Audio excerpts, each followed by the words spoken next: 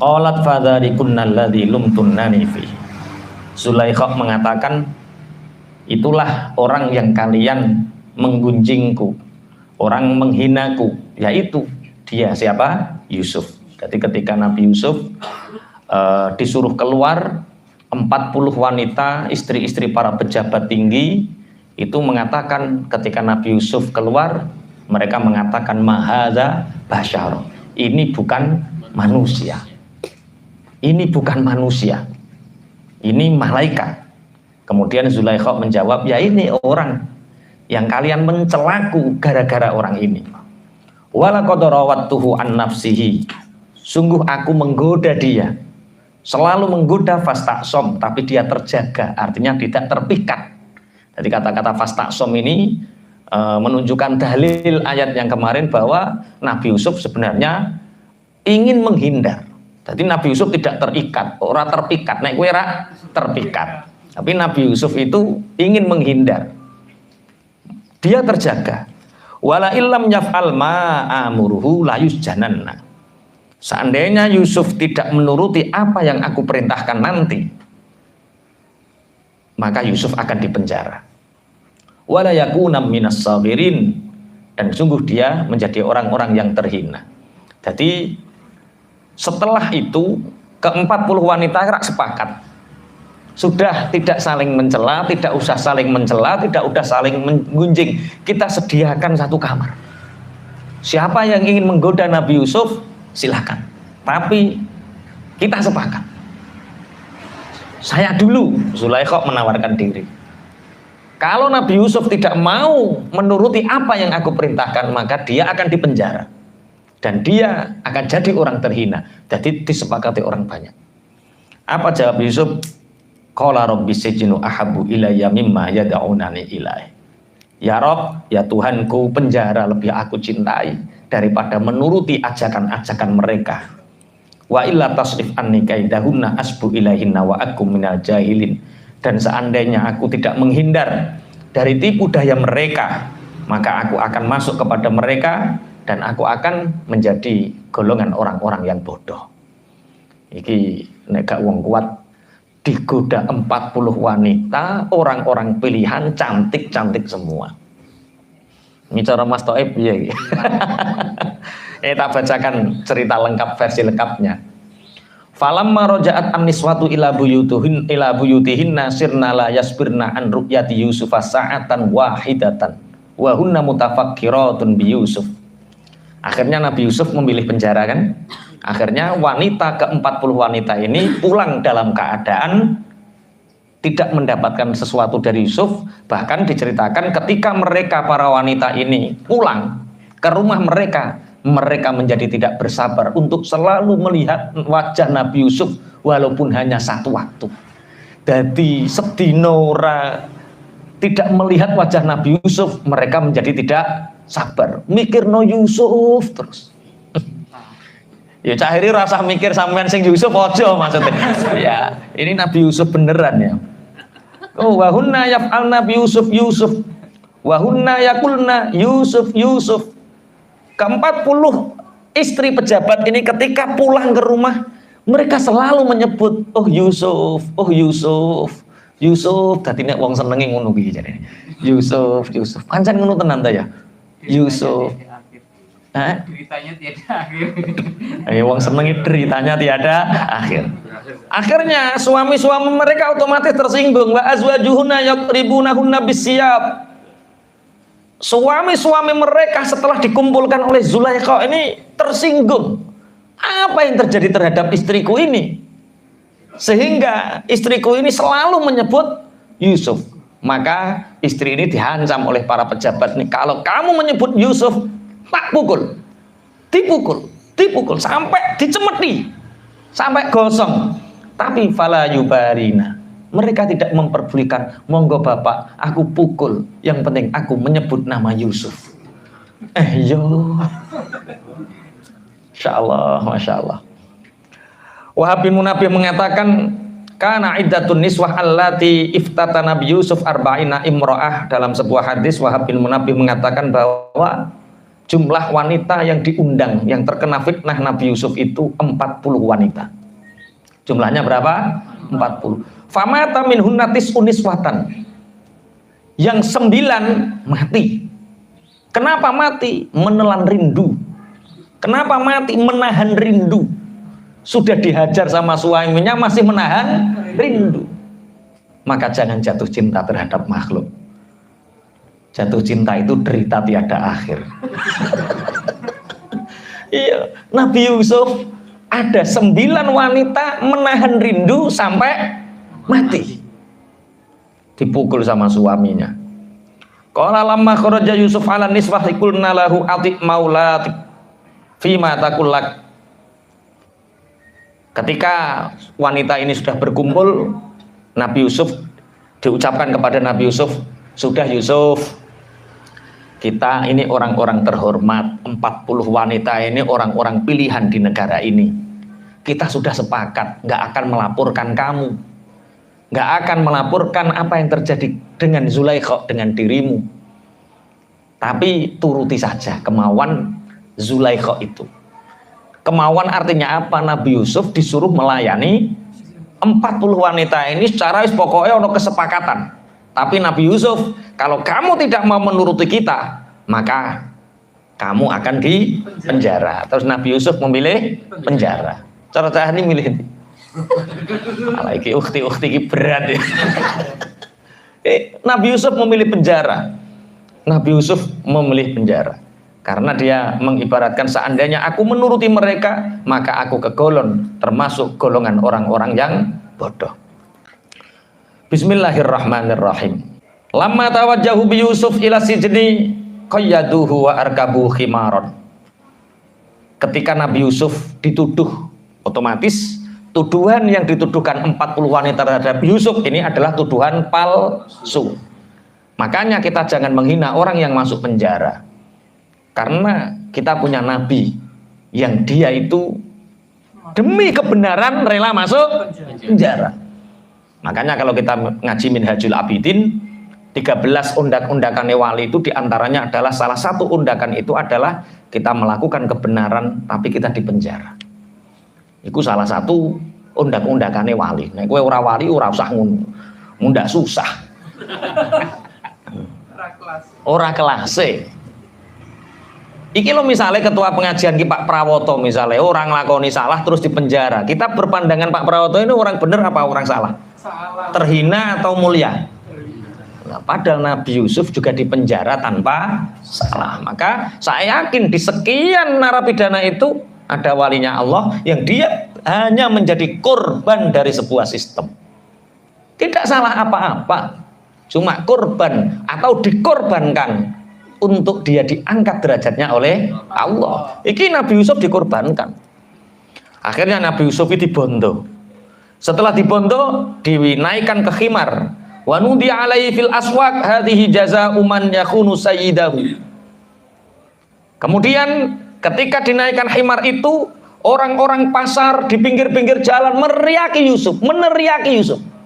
Apa teriakan-teriakan mereka? Hadza jazaa'u man yakhunu sayyidahu. Inilah balasan orang-orang yang mengkhianati tuannya. Dikasih air susu dibalas dengan air tuba. Kamu tahu orang yang mengkhianati sayyidnya, inilah. Ketika orang mengalami satu masalah yang seperti dirasakan Nabi Yusuf, dia tidak melakukan kesalahan apapun tapi dihina di masyarakat, ingat itu cara Allah menguatkan dia, itu cara Allah menguatkan Nabi Yusuf agar Nabi Yusuf tahu mana yang hak, tahu yang batil. Oh, dinyek-nyek wong, Pak. Wa Yusuf yaqulu as-sijnu ahabbu ilayya mimma yad'unani ilaih. Tapi Abu Yusuf menjawab di dalam hatinya, ya Rob, penjara lebih aku cintai daripada ajakan-ajakan perempuan-perempuan hina itu. Masya Allah, ini Nabi Yusuf. Terus bagaimana ketika Nabi Yusuf di penjara? Falamma hubisa Yusuf kanat Zulaikha la tahja'u wa la tasbir wa la tanamu laila wa la nahar. Akhirnya Nabi Yusuf masuk penjara. Setelah Nabi Yusuf di penjara, Zulaikha poyang-payangan, tidak bisa bersabar, tidak bisa tidur, siang malang, wala takulu wala tashrabu, gak doyan mangan, gak doyan ngombe. Masya Allah, kelingan Nabi Yusuf. Kowe aja mbayangno bojomu Zulaikha kaya ngene, aja mbayangno. Kecelik mundaan. Ini Nabi Yusuf di penjara, Zulaikha tidak bisa makan, tidak bisa minum, tidak bisa tidur, sampai kurus kering. Sampai falamma qala al-amru ala Zulaikha akhadhat fi asbabit tasalli fa kanat taqulu nafsiha idza kana hadza syaban saghiran faza'a minal ma'siyati wa khafa min rabbih ayyasiyahu wahtaro as-sijna fa kaifa anam ra'atun kabiratun la akhsha minal ma'siyah. Akhirnya badan Zulaikha ini kering keruntah, sehingga ketika dia sangat sedih terhadap keadaannya, dia mengatakan, lah iyo Yusuf itu dari kecil tak mong ketika dia remaja dia selalu sujud kepada Allah. Dia tidak pernah melakukan maksiat, dia tidak pernah mengingkari Tuhannya. Setiap malam bangun untuk bersujud, ketika siang banyak membantu orang dan takut untuk bermaksiat kepada Allah. Sedangkan aku dikuasai nafsuku. Dia memilih penjara daripada ya melayani. Dia lebih memilih penjara daripada melayani aku. Sedangkan aku adalah wanita yang semakin tua, yang tidak takut melakukan maksiat. Maka akhirnya nanti ayat-ayat selanjutnya ini kita belajar bagaimana arti sebuah keikhlasan. Jadi ketika kita sudah mencapai titik keikhlasan, baru Allah memberikan. Ketika ikhlas melepas, Allah mendatangkan. Kalau kita belum ikhlas melepas, maka sesuatu belum didatangkan oleh Allah agar kita sampai betul-betul ikhlas. Nabi Yakub alaihi salam ketika melepas Nabi Yusuf 45 tahun. Jadi nanti pertemuan Nabi Yakub dengan Yusuf itu berapa tahun? 45 tahun.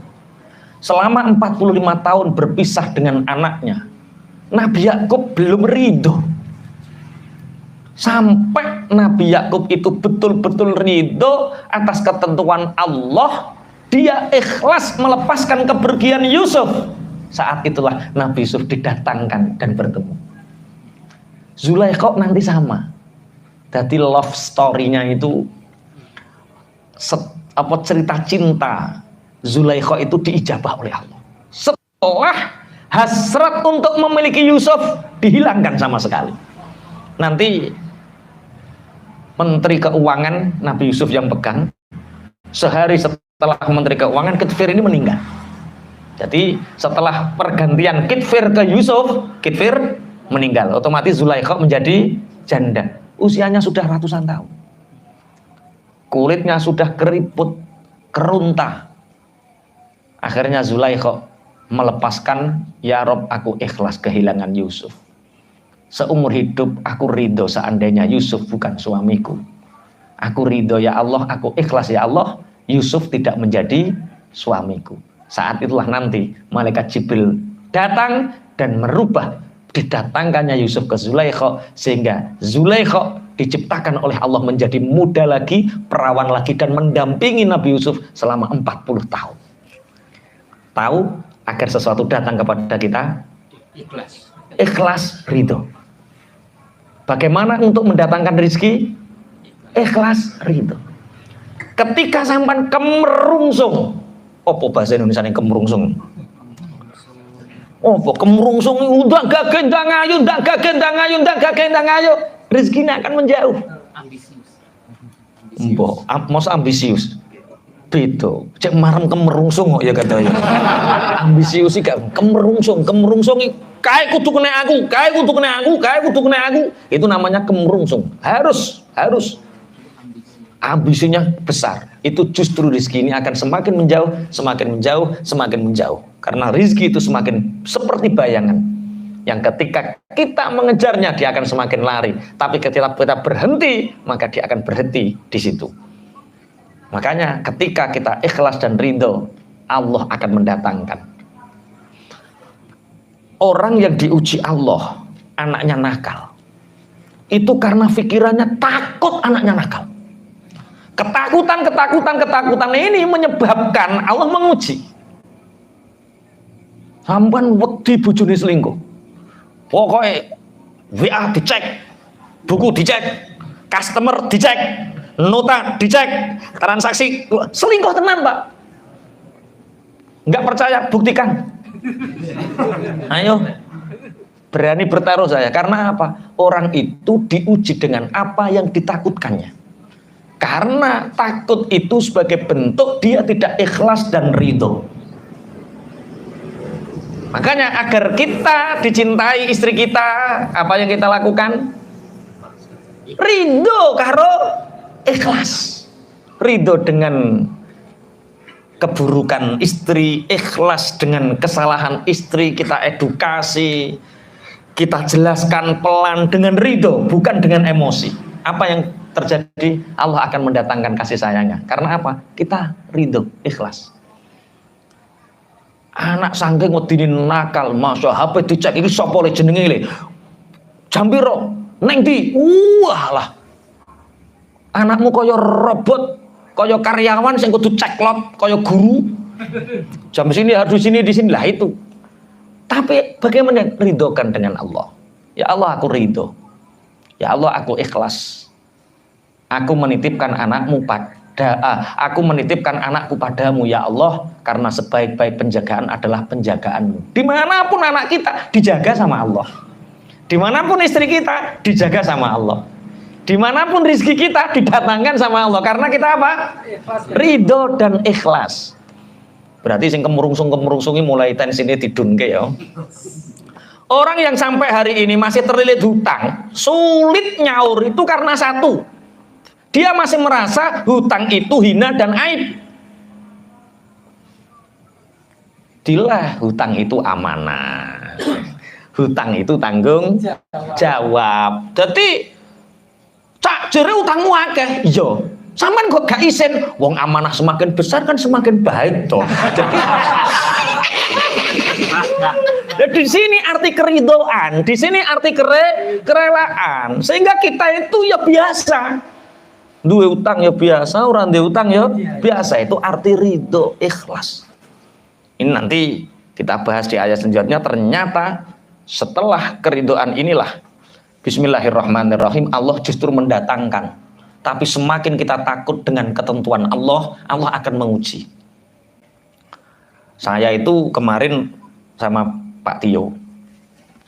Terus saya pernah disupiri sama Mas Tahan itu bocah bluru. Iku nek nyopir masya Allah mas. Geretak. Mas Tio iku nek nyopir paling lambat 100 berapa? 40. Paling lambat Mas Tio 140. Tapi aku iso turu, Pak. Saya bisa tidur. Lah Mas Tahan iku suwidak nek nyopir, tapi gak turu, Pak. Perjalanan 3 jam Jepara itu gak tidur ya. Kenapa gak tidur? Karena saya sama Mas Tio percaya. Saya itu percaya sama yang nyupir, sehingga tanek naik turun. Tapi sama Mas Tahan karena geradak-geradak itu, saya nggak terlalu percaya sama yang nyupir. Oh, ketika kita nggak percaya sama yang nyupir, itu hidup nggak tenang. Ketika yang nyupir hidup kita siapa? Allah. Kalau kita percaya sama yang nyopir, turut tanek nggak? Tanek. Seperti saya percaya sama Mas Tio tadi, ngelengger, enak, tanek. Karena apa? Masuk 150 tenang, nyaman. Percaya sama yang nyopir. Lah Mas Tahan ini geratak-geratak kok. Lah nek sampean hidupnya hari ini kok nggak tenang, itu berarti sampean nggak percaya sama yang nyopir. Sampean nggak percaya sama yang nyopir. Yang nyopir sampean siapa? Allah. Kelang-keling sesuk mangan opo gak percaya maneh. Masa depan anak saya gimana gak percaya maneh. Lah itu yang menyebabkan nggak bisa tidur. Paham ya? Apa yang menyebabkan nggak bisa tidur? Nggak percaya sama yang nyopir. Sudah tidur. Makanya Kanjeng Nabi itu sunnahnya orang mau tidur itu baca kulhu falak nas, agar terhindar dari godaan jin, godaan setan, santet, tenun, peluh dan lain sebagainya. Caranya yaitu dengan cara menutup. Tadi orang bismillahirrahmanirrahim qul huwallahu ahad Allahu samad lam yalid walam yulad qul a'udzu birabbil falaq, bukan. Jadi menurut beberapa riwayat caranya ngene lho. Bismillahirrahmanirrahim. Qul huwallahu ahad Allahus samad lam yalid walam yulad walam yakul lahu kufuwan ahad. Bismillahirrahmanirrahim. Qul a'udzu birabbil falaq sampai qul a'udzu birabbin nas malikin nas, terus langsung ditiup, tapi niupnya biasa. Ditiup, terus diratakan ke seluruh tubuh. Masa hari gini lampu nyala, masa ada setan? Masa ada jin yang menggoda kita? Ngapunten. Setan itu kita pahami sebagai narun muhtarok, api yang membakar hati. Kegelisahanmu itu bukti kamu digoda setan. Kamu mau tidur nggak tenang, ketap-ketip, mikir, itu karena di situ ada setan, yang setan itu membakar hatimu untuk tidak percaya sama yang nyupiri hidupmu. Siapa? Allah, sehingga hidupmu nggak tenang. Mungkin titenane gampang. Kita kok naik mobil disupiri orang kok tidur, berarti kamu percaya sama yang nyopir. Kalau nggak percaya yo gak turu. Oke, berarti malam nanti tidur tenang, kok tanek mas, percaya karo sing nyupir. Ya orang ngono maksudnya, kok terus karipan rasuku maksudnya orang ngono. Artinya kesusahan hidup kita itu karena kekurangan ikhlas dan ridho kita sama ketentuannya Gusti Allah. Percaya sajalah. Lah, percaya itu yang diajarkan pertama dalam kali tauhid, iman itu percaya. Makanya iman tidak sekedar asyhadu alla ilaha illallah wa asyhadu anna muhammadar rasulullah, bukan sekedar itu lafzul iman. Tapi iman yang sebenarnya ketika pikiran kita, hati kita meyakini kepercayaan kita sepenuhnya kepada Allah. 45 tahun Nabi Yakub merelakan Nabi Yusuf dipertemukan Allah. 100 tahun Zulaikha punya harapan dia menjadi istri Yusuf. Selama itu pula 40 tahun jarak. Jadi mulai cilik, mulai memasuki remaja sampai di penjara 7 tahun, 7 tahun, 14 tahun. Merananya Zulaikha. Kenapa? Selalu ingin dalam genggaman Yusuf. Tapi ketika Zulaikha sudah merasa renta, tua, tidak punya harapan, sudah diikhlaskan. Matur sama Allah, sudah ya Allah, saya nggak ingin lagi dengan Yusuf. Justru ketika kepasrahannya inilah malaikat Jibril datang merubah Zulaikha yang 100 tahun menjadi wanita cantik, perawan, dan berumah tangga dengan Nabi Yusuf selama 40 itu dengan semua aspek kehidupan kita. Ya Allah aku ridho, ya Allah hutang kula akeh tapi yo lunasi to yo. Ijek eneng tapi ini suwe.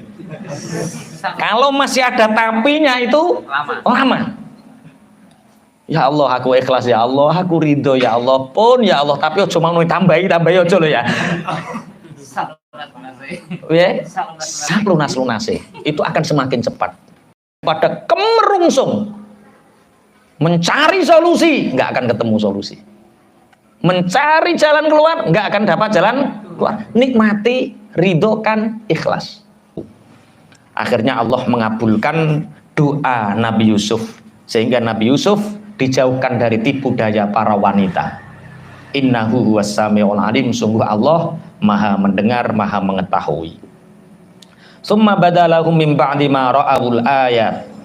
Kemudian Kitfir, siapa Kitfir? Suami Zulaikha dan para petinggi negara Mesir saat itu. Ini kita belum berbicara tentang Royan, Malikur Royan. Malikur Royan itu Raja Royan, itu Raja Mesir saat Nabi Yusuf berada di dalam bawahannya Kitfir ini. Jadi yang memenjarakan Nabi Yusuf itu Kitfir dan teman-temannya karena dianggap Kitfir tahu Yusuf benar. Tapi kalau Yusuf tidak dipenjara, ngerusak tatanan. Piye nek eneng wong ayu kepincut, nek eneng wong wedok kepincut. Loh, beberapa kali Dihyah Al-Kalabi itu pernah loh dipenjara. Gara-gara apa? Ganteng. Kesalahannya apa? Ganteng. Iya. Jadi ganteng itu bahaya. Jadi operasi wong ganteng perkara banyak memikat para perempuan, bahaya. Makanya ganteng iku yo ora enak ganteng. Pernah Nabi Yusuf dipenjara karena ganteng, Dihyah pernah dipenjara karena apa?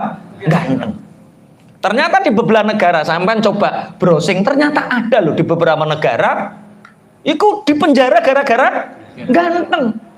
Jadi wong ganteng iso ngerusak tatanan.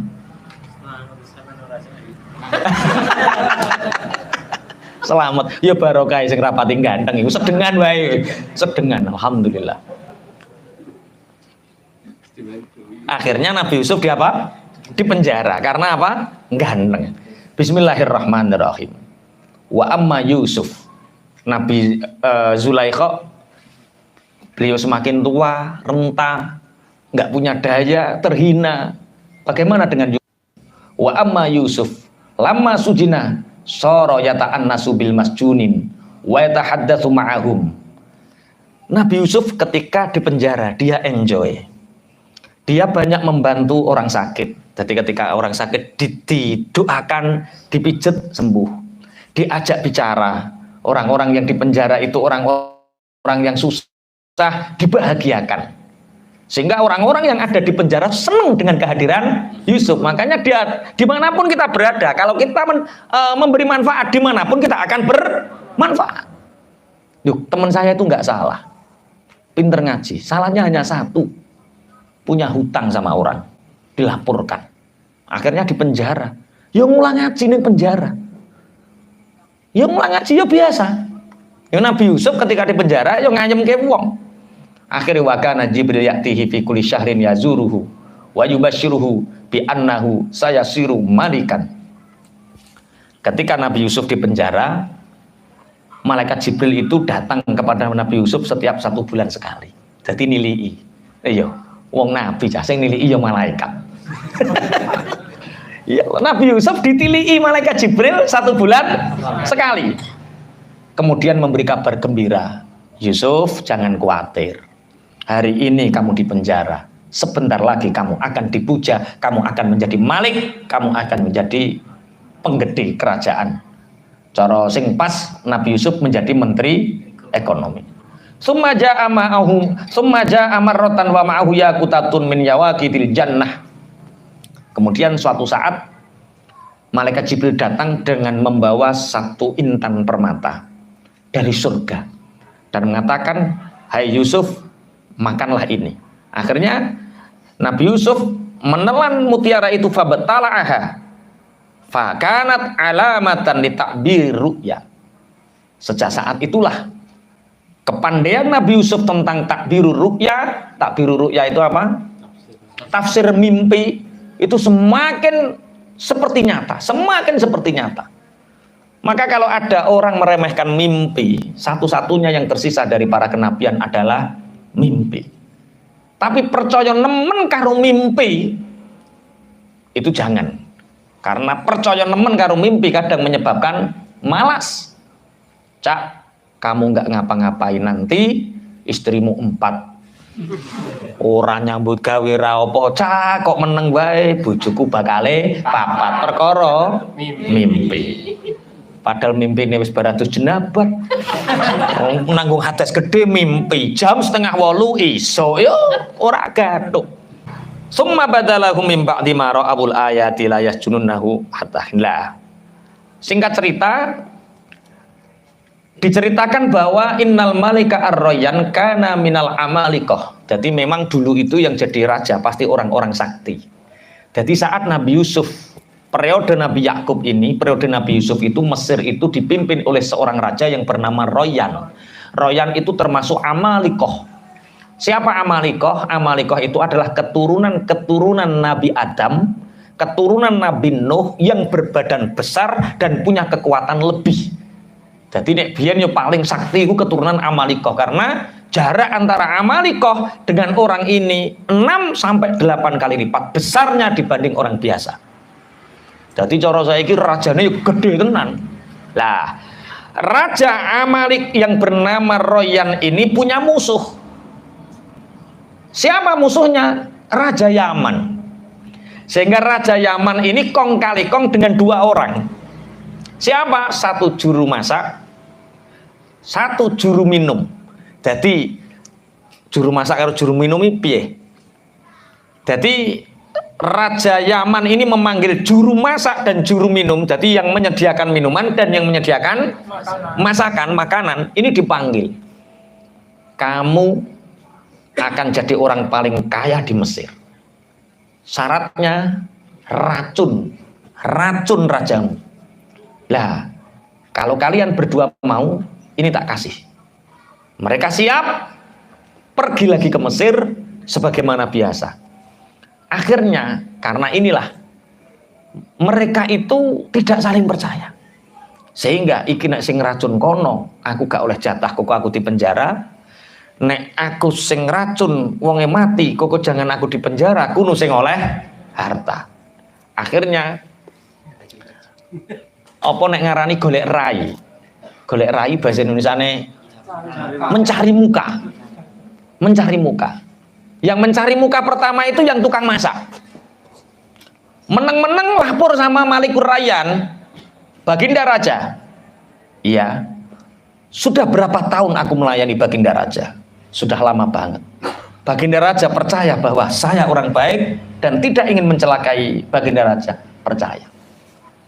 Saya tahu Baginda sebentar lagi akan datang yang menyuguhi minum. Dan dia itu membawa racun, jangan minum minuman yang dibawa si fulan. Karena itu ada racunnya. Nah, begitulah kebijaksanaan raja. Ketika mendengar kabar seperti itu, yang ditangkap bukan yang minum, tapi yang melaporkan. Kamu dapat informasi dari mana? Akhirnya dipertemukan. Kamu katasi dia membawa racun, benar bukan? Justru dia yang ingin meracun. Wah, akhirnya dua-duanya dimasukkan ke dalam penjara. Ketika kita jadi pemimpin, kemudian ada orang yang melaporkan tentang orang yang ingin berbuat buruk, maka kita harus tahu dulu dari mana dia mendapatkan informasi itu.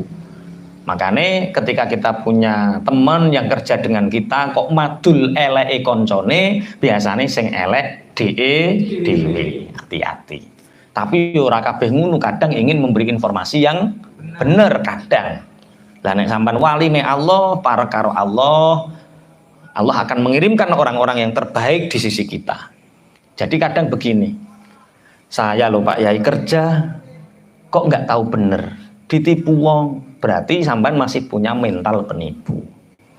Saya itu punya karyawan kok gak tahu bener, berarti sampean gung pantes dadi bos. Kalau kita dilayak pantes dari ilmunya, kepercayaannya, Allah pasti ngirim orang-orang di sekitar kita, orang-orang baik. Yakini Allah akan mengirimkan orang-orang yang baik di sisi kita. Bersamaan dengan Nabi Yusuf itu masuk penjara dua pemuda, yang satu tukang nyugoi hidangan, yang satu tukang nyugoi minuman. Qala ahaduma inni aroni aksiru khamra. Yang satu mengatakan, Yusuf, aku itu bermimpi. Mimpiku itu seakan-akan nyata, aku itu memeras anggur, aku jadikan khamr, arak.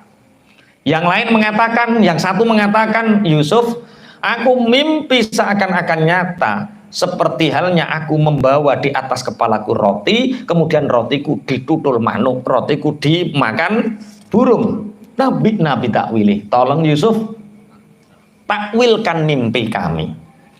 Apa yang akan terjadi? Inna naroka minal muhsinin, kami melihat kamu itu orang yang baik. Nabi Yusuf mengatakan, qala la ya'tikuma ta'amun turzaqonihi illa nabba'tukuma qabla ayyatiyakuma.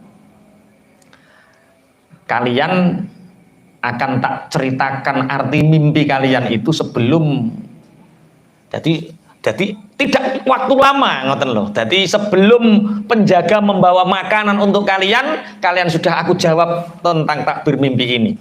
Dzalikum mimma amal allamani rabbi. Tentang mimpi Allah memberi banyak pengetahuan terhadapku. Ini taraktu millata qaumin, sungguh aku meninggalkan agamanya kaum yang tidak beriman kepada Allah dan kafir terhadap akhirat. Jadi intinya di sini Nabi Yusuf lu cek dakwah ning penjara cek dakwah. Inni taraktu millata qaumil la yu'minuna. Akhirnya nanti diceritakan bagaimana akhir daripada perjalanan dua orang pemuda ini. Yang meres anggur selamat, yang ditutul sirai dihukum mati. Nah, Nabi Yusuf itu mengatakan, tolong sampaikan kepada rajamu bahwa ada seseorang mulia dari keturunan Nabi Yakub bin Ishak bin Ibrahim itu telah dipenjara tanpa dosa. Tolong kabarkan kepada rajamu. Akhirnya dilalah peristiwa itu dengan Nabi Yusuf dibebaskan itu 7 tahun. Jadi Nabi Yusuf dipenjara berapa? 7 tahun. Dilalah, nanti tak sampaikan kepada yang selamat, nanti tak sampaikan, dilalah selamat. Dilalah sing selamat niki lali lupa untuk menceritakan yo tiga lali karo Allah. Karena apa? Karena welingi Nabi Yusuf untuk menyampaikan kepada raja. Allah tersinggung. Kok gak koyo kok ada dipesen-pesen barang lho. Hah? Iku nek bagi Nabi urusan lho. Le, tolong ya kok nek metu, kalau kamu keluar sampaikan kepada rajamu bahwa saya tidak bersalah, saya itu keturunannya Nabi Yakub, saya tidak bersalah, tolong sampaikan kepada rajamu agar saya segera dibebaskan. Itu bagi seorang nabi tersinggung. Kenapa kamu bersandar kepada orang, bersandar kepada raja? Kenapa kamu nggak bersandar kepada aku? Agar kalau Gusti Allah dilupakan sampai berapa tahun? 7 tahun. Kowe nek ngomong hati-hati. Jangan sampai membuat Allah tersinggung. I'timad ala Allah. Senden neng Allah. Percaya karo Allah. Kadang urusan kita ngapunten. Semua orang punya masalah. Saya punya masalah, Pak Pra punya. Semua orang punya masalah. Tapi kalau kita sandaran kita Allah, masalah kita itu kecil. Kalau sandaran kita tembok, tembok ya rubuh. Sandaran kita pohon, pohon ya rubuh. Sandaran pada DPR, DPR bakal ya longsor, longsor. DPR longsor. Bahasane apa? DPR ya lengser, longsor. Longsor itu kali. DPR ya lengser. Jenderal ya pensiun. Sandaran yang terkuat itu Allah.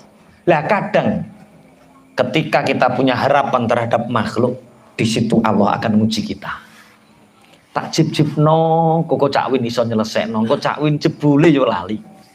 Nabi Yusuf menyandarkan urusan dikeluarkannya dia dari penjara kepada orang yang lepas untuk diceritakan kepada Royan, Raja Mesir saat itu. Sama Allah dilupakan sampai berapa tahun?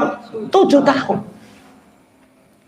Makanya terus Nabi Yusuf ketika beliau mengalami keadaan yang pahit seperti itu, dia bertanya kepada malaikat Jibril, wahai malaikat Jibril, kenapa engkau setiap hari ketika aku di sumur mendatangiku dan membawa banyak kabar gembira sehingga aku tidak merasakan sakitku, tapi kenapa di penjara ini engkau hanya 1 bulan sekali sehingga penderitaanku lama sekali di penjara? Apa kata malaikat Jibril? Engkau di sumur itu atas perintah Allah, jalukane Allah, pilihane Allah. Sedangkan di penjara itu pilihan, itu bukan pilihane Allah. Allah hanya mengabulkan pilihanmu dengan mengatakan Rabbis sijnu ahabbu ilayya mimma yad'unani ilai. Ya Allah, penjara itu lebih baik bagiku. Akhirnya Allah menuruti keinginanmu. Makanya karo Gusti Allah ora oleh tilik sering-sering. Jadi ditilik iku dosa ulan pisan supaya Nabi Yusuf ngerasa nolorone ning penjara. Jadi kadang apa yang kita minta iku kadang ngapunten memberatkan kita. Setiap orang berhak berdoa, oke, berdoa.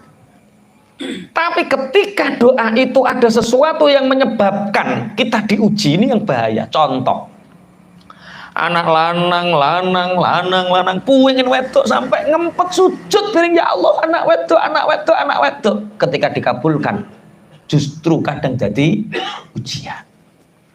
Anak wedok lanang, ya Allah, pokoknya lanang, ya Allah, lanang, sampai terbawa-bawa dalam suasana kehidupan lanang. Ya karena biasanya anak lanang jadi ujian. Anak wedok songo lahir lanang lagi Joko. Mau dijenengno lagi Joko kon wedok. Terus dinamakan lagi Joko, ya Allah. Itu ngapunten kalau hati ini iktimat sandaran kita kurang kuat, akhirnya anak ini akan jadi apa? Ujian. Pekerjaan, jodoh. Makanya sing Joko-Joko nek ndonga Joko, ya Allah, jodohku sing kae. Lah iya, jare Gusti Allah, ana sing luwih akeh sing apik. Mboten kula sing kae mawon. Ya Allah, kalau dia bukan jodohku, jauhkan. Ya Allah, kalau dia jodohku, dekatkan. Tapi nek iso cah kae. Lah iku ora oleh.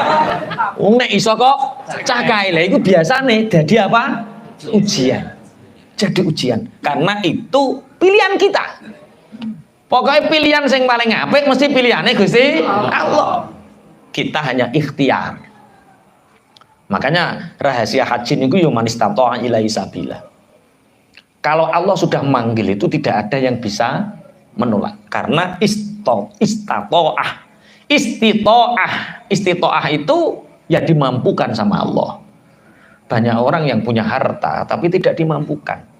Banyak orang yang tidak punya harta tapi dimampukan. Lah istitoah itu bersumber dari apa?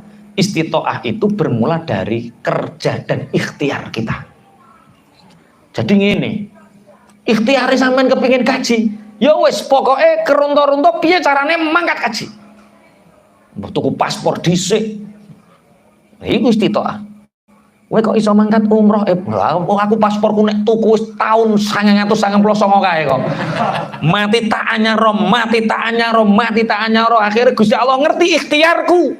Ngerti usahaku nek tokeku betul-betul pingin umroh. Buktine paspor bolak-balik mati dianyarno.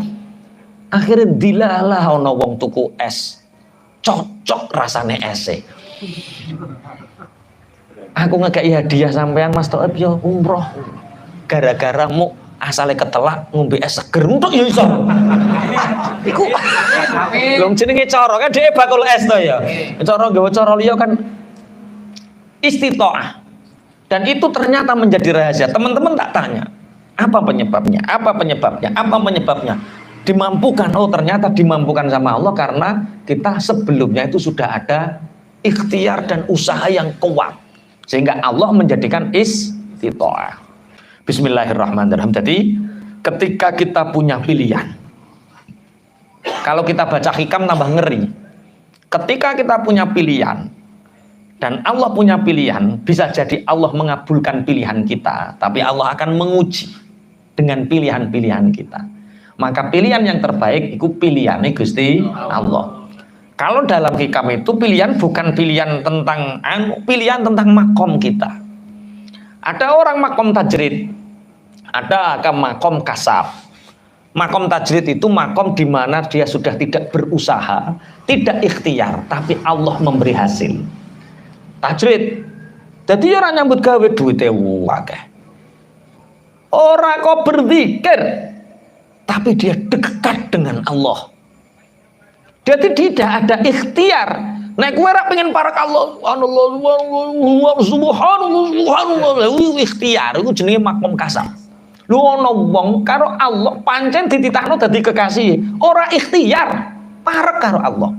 Nyambung setrume karo Allah. Ya ora ikhtiar. Ya diteri duit karo Allah dengan berbagai caranya. Lho ana lho. Rencang kula niku bakul jarik bangkrut. Zaman biyen kan usum bakul jarik bangkrut. Usaha bakul gabah bangkrut. Terus kapok mergawe. Ngulang ngaji. Bar subuh ngulang ngaji. awan ngulang ngaji, sore ngulang ngaji, bengi ngulang ngaji. Cukup, Pak. Cukup. Kondi nek kowe cek takok kondi berarti duku makommu. Ora sah takok, mudah dadi fitnah. Bahasa seperti ini paham nggih? Sampeyan aja mboyongno terus kok sajadah terus eneng ngoyo ora. Bukan, itu bukan makom. Itu bukan makom. Dilalah ada orang datang, Pak Yai, kita itu punya program, Pak Yai. Programnya apa seperti ini? Jenengan punya apa? Oh, begini. Oke, Pak Yai. 20% perusahaan untuk jenengan. Jadi orang mikir penggawian tapi wis oleh 20%. Tapi dia enggak kasap. Ngulang ngaji tok. Makom tajrid. Ana sing makom kasap. Ngaji ora sinau ora pinter. Punya uang kalau dia enggak kerja ya enggak dapat uang, makom kasap. Pingin parek Allah nek ora wiritan ya enggak parek Allah. Ya itu namanya makom apa? Kasap. Lah sampean ini makomnya makom apa? Kasap. Nah, yuk. Nek kasap jangan ingin jadi tajrid. Akhirnya tomak. Kalau tidak tajrid ditajridkan tomak. Mulai ke pondok ngulang ngaji gak nyambut gawe. Tajrid. Gak kerja tajrid. Mau akhirnya tomak deh. Tomak apa? Arep diwewehi. Wow. Tomak dengan cara apa? Rakus. Pinten Pak Yai ngerawuhin jenengan kersane ndungane tenggen kula. Walah wi nek 10 juta yo ora mandi, nek mandi 20 juta. Tomak. Karena apa? Bukan makomnya ditempatkan di situ. Makanya makom itu tergantung pilihannya Allah.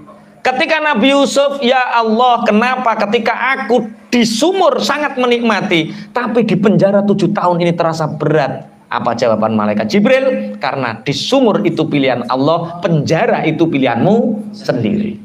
Makanya pelajarannya yaitu, ya Allah aku ridho, ya Allah aku ikhlas, ya Allah aku ridho, ya Allah aku ikhlas.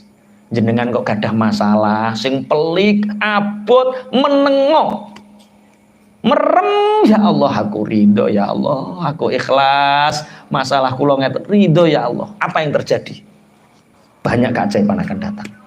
Kenapa? Karena keridhaan dan keikhlasan sehingga kita percaya terhadap sing nyopir iman. Pun paham ya maksudnya nggih? Berarti malam ini pelajaran yang paling utama dari kisah Nabi Yusuf apa? Ridho dan ikhlas. Ikhlas dan ridho terhadap semua apa yang terjadi. Yakini bahwa yang terjadi hari ini pilihan Allah. Lah, nek pilihan Allah berarti kita itu nggak pingin gondeli. Aku mengikuti agama bapakku Ibrahim, Ishak, Yakub. Tidak ada bagiku menyekutukan Allah dengan sesuatu. Ini adalah anugerah dari Allah kepadaku, kepada manusia, tetapi banyak manusia yang tidak mau bersyukur. Jadi di dalam menolong orang ini ada tertib. Nabi Yusuf ketika ditanya tentang takbirur ru'ya, tentang takwil mimpi, Nabi Yusuf tidak langsung menjawab. Tapi Nabi Yusuf mengedepankan dakwahnya. Jadi pertama Nabi Yusuf mengenalkan bahwa aku akan menjawabnya dengan cepat. Aku bukan penyembah berhala. Aku mengikuti agama bapakku, Nabi Ibrahim, Nabi Ishak, Nabi Yakub. Aku tidak pernah menyekutukan Allah terhadap sesuatu. Ini adalah anugerah dari Allah kepadaku dan kepada manusia. Jadi yang pertama diajarkan adalah purpose of life. Tujuan hidup. Sebelum kita mengajarkan sesuatu, ajarkan dulu purpose of life-nya. Tujuan hidupmu itu apa? Jadi kalau di sini yang diajarkan Nabi Ibrahim adalah apa? Tauhidnya.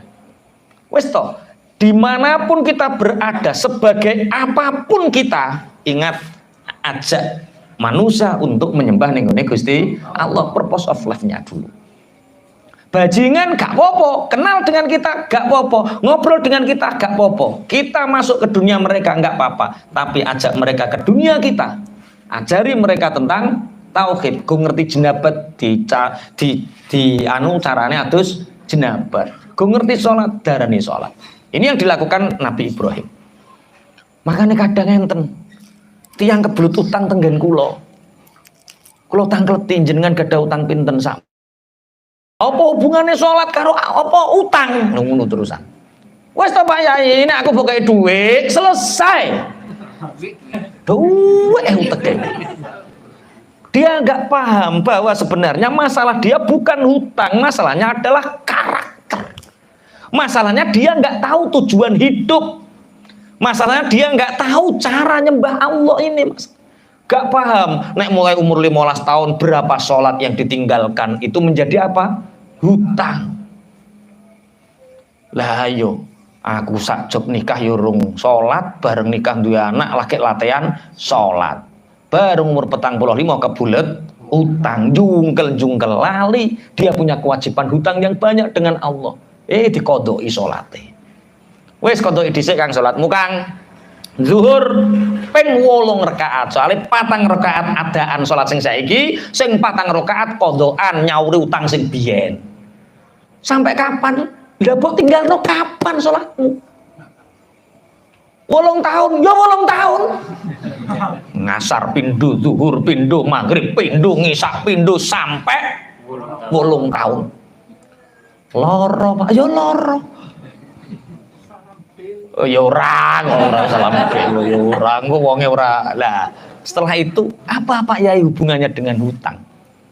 Kalau kita sudah tahu tujuan hidup kita, beban itu menjadi ringan. Nek beban menjadi ringan nyanggut gawe ya tambah gampang. Mulane sebenarnya mudah.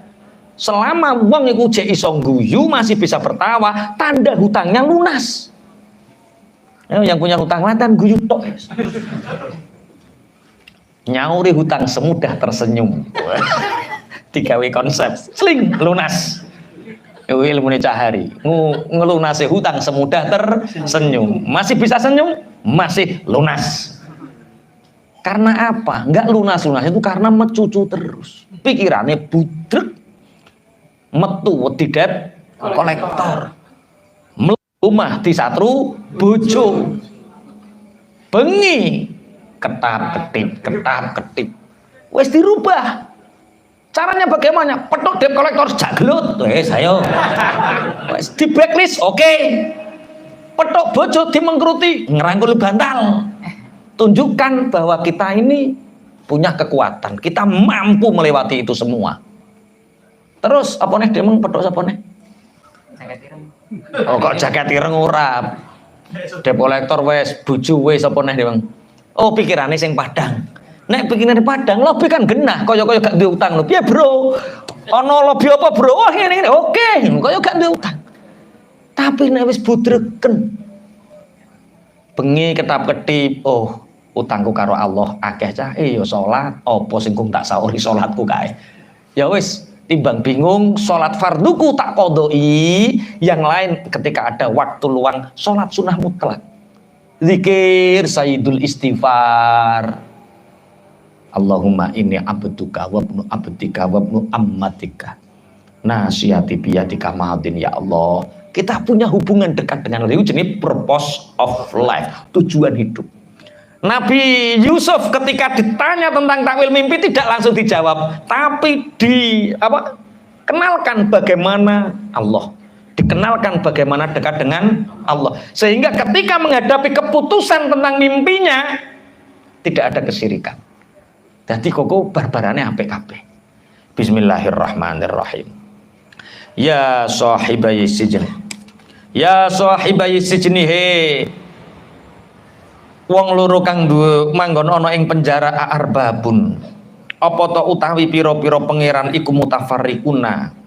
Kang prenca-prenca kabeh iku khairun. Luwih apik amillah apa to Allah al-wahidu kang siji al-qahar. Pertanyaane setelah dijelaskan tentang ketauhidan. Hei, 2 orang yang di penjara. Arbabum mutafarriquna khairun amillahul wahid. Ya tetap ringin. Adapun dia disembah karena ringin yang dianggap. Berarti Tuhan atau tidak? Tidak. Taib ini manusia atau jin? Manusia. Kemudian dia itu dikultuskan Sehingga seakan-akan seperti jin. Berarti dia menungso apa jin? Manusia. Adapun orang yang menganggap jin mesti terakum. Wong-wong kok dianggap jin. Akhirnya oh iya. Berarti kalau seperti itu Tuhan itu hanya satu, Al-Qahar, yang maha sakarepe dhewe. Mata buduna, orang nyembah sapa sira kabeh min duni saking sakliyane Allah. Illa asma'an kejaba ing pira-pira jeneng. Sama itu kang ngarani sapa sira kabeh ha ing asma antum ya sira kabeh wa aba hukum lan pira-pira bapak sira kabeh. Ma anzala ora nurunaken sapa Allah Gusti Allah biha kelawan asma min sultanin saking bukti.